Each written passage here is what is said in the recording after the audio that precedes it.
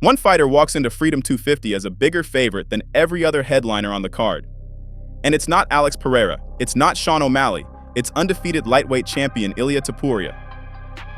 That tells you everything about how dangerous this card really is. Because Freedom 250 isn't just another pay-per-view. It's the biggest stage in UFC history. The White House. America's 250th anniversary. Massive media attention, massive expectations. And when the lights come on, somebody's stock is going through the roof. Today, we're ranking the biggest favorites heading into Freedom 250. Not by betting odds alone, not by popularity. We're combining momentum, matchup advantages, recent performances, and who looks most likely to leave Washington with their hand raised. And by the end, one ranking might surprise you. Let's start with number 5, Michael Chandler. I know what you're thinking. Chandler as a favorite? The guy is 1-5 in his last 6 fights. That's fair. But this ranking isn't about resumes. It's about this specific matchup. Chandler faces Mauricio Rufy, one of the fastest rising names in the UFC lightweight division. Rufy has looked sensational. Dynamic striking, explosive knockouts, serious confidence. But he's also never faced someone quite like Chandler. Chandler brings relentless pressure and championship-level experience. He's fought Charles Oliveira, Justin Gaethje, Dustin Poirier. The moment won't overwhelm him. The concern is obvious. Chandler is 39 years old and absorbs way too much damage. If he decides to brawl again, Rufy could put his lights out. Still, experience matters on a stage this massive. But what if Freedom 250 becomes the night the new generation officially takes over? Number 4, Sean O'Malley. Normally, O'Malley would rank much higher. He's one of the UFC's biggest stars.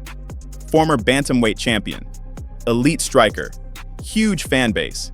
He's facing Ayman Zahabi, who enters with serious momentum after winning multiple fights in a row. Zahabi has quietly become one of the division's most improved fighters. But O'Malley remains the more dangerous weapon. His distance control is elite. His shot selection is elite. And when opponents make mistakes, he punishes them instantly. The concern here isn't skill, it's activity. O'Malley hasn't always looked his sharpest after long layoffs. If Zahabi can drag him into a gritty fight, things could get uncomfortable. Still, O'Malley enters as a clear betting favorite over Zahabi according to early odds. And if vintage O'Malley shows up, this could become a highlight reel. But one fighter above him has a chance to change an entire division. Number 3, Alex Pereira. Few fighters have risen faster than Pereira. In just a few years, he became a UFC champion, defended titles, and turned into one of the promotion's biggest attractions. Now he's moving into heavyweight territory against Ciryl Gane for an interim heavyweight championship. Think about that for a second. A former middleweight champion could leave the White House holding heavyweight gold. That's insane. Pereira's left hook remains one of the scariest weapons in combat sports. One mistake and the fight ends instantly. But this matchup is dangerous.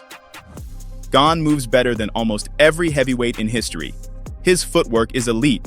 His speed is elite.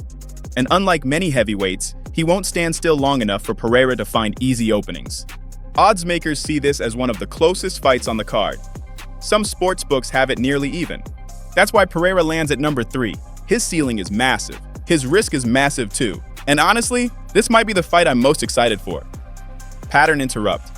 What if the most likely winner on the card isn't fighting for a title? Number 2, Diego Lopes. This feels like the sneaky pick. Lopes has transformed from late-notice replacement fighter into legitimate featherweight contender. His aggression never stops. His pace never drops. And he's become one of the most entertaining fighters in the sport. Across from him stands Steve Garcia. Garcia is dangerous. He hits hard. He finishes fights. But Lopes feels like he's operating on another level right now. His confidence is through the roof. His grappling is dangerous. His striking keeps improving. Most importantly, he's been thriving against increasingly better competition.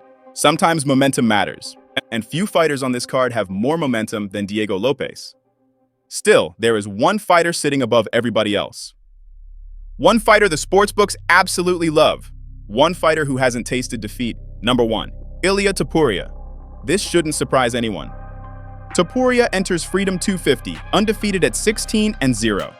He's already beaten elite names and captured UFC gold. Now he faces Justin Gaethje in a lightweight title unification bout on the biggest stage imaginable. Gaethje always has a chance. Let's make that clear. He might be the most violent lightweight in UFC history, His power is real. His leg kicks are devastating. His toughness is legendary. But Topuria simply looks unstoppable right now. The numbers back it up. Early odds have Topuria around a -500 favorite in some markets. That's enormous for a championship fight. Why? Because he checks every box. Elite boxing, elite power, elite grappling, elite confidence. Most champions have visible weaknesses. Topuria doesn't seem to have many. Could Gaethje land one perfect shot? Absolutely. That's why we watch. But if we're talking about who walks into Freedom 250 as the strongest favorite, it's Topuria, and nobody else is particularly close. And what happens if he wins?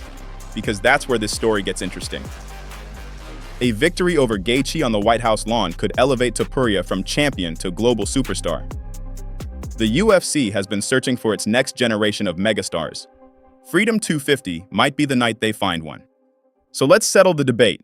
The strongest favorite entering Freedom 250 is Ilia Topuria.